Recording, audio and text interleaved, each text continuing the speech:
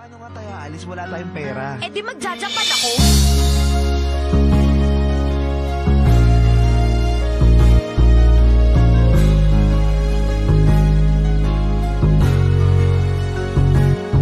Isang babaeng itinuring kong asawa, kahit hindi kami kasal ay nagpasya na kaming magsama at mabuhay sa pamamagitan ng pagkanta. Kahit hindi sapat ang kinikita naming halaga, kaya kami ay nagpasya na manirahan sa Maynila dahil kailangan namin ng mas malaking kita. Nagtiis kaming umupa sa mainit na lugar dahil yun lang ang kaya ng aming perang napundar. Tumagal ng ilang araw at halos isang buwan, napapansin kong ang hirap ay di mo na matagalan. Kaya nung minsan ay may nang alok sa iyong mga ibang bayan para sa ating pangarap, di ka na nag-alinlangan. Lahat ginawa mo upang ika'y payagan ko. Nagtiwala ako sa sinabi mong hayaan mo. Isang taon lang ako doon, hindi ako magtatagal. At pagbalik ko pangako tayo ay magpapakasal. Kung nasaan ka man, lagi mong tandaan na may naghihintay sa iyo at umaasa.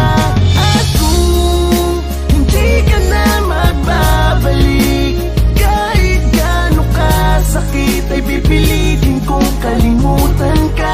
Kahit mahal kita, sa sobrang pangungulila ako ay nanghihina dahil sa chat at sakam na lang tayo nagkikita, hanggang sa ang ating komunikasyo'y naging madalang. At tumagal pa nga sa'kin, ika'y laging wala ng paramdam. Ganun pa man ay ginawa ko ang lahat, ako'y nagsikap upang sa'yo ay di maging pabigat. Di ko na malayan na 3 taon na ang dumaan, kaya ako ay nagpasya na sa Japan ika'y sundan upang tulungan ka sa pag-abot ng ating pangarap. At sa aking pagdating, ikaw ang una kong hinanap. Agad akong nagtungo kung saan ka nagtatrabaho. Nung makita kita, ang laki ng iyong pinagbago. Iyakap kita't wala kong oras na inaksaya, ngunit ramdam ko na para bang hindi ka masaya. Laking gulat nang ang aking kamay ay iyong tinabig at sinabing pag-ibig ko'y sa iba na lang ibalik. Kung nasaan ka man, lagi mong tandaan na may naghihintay sa iyo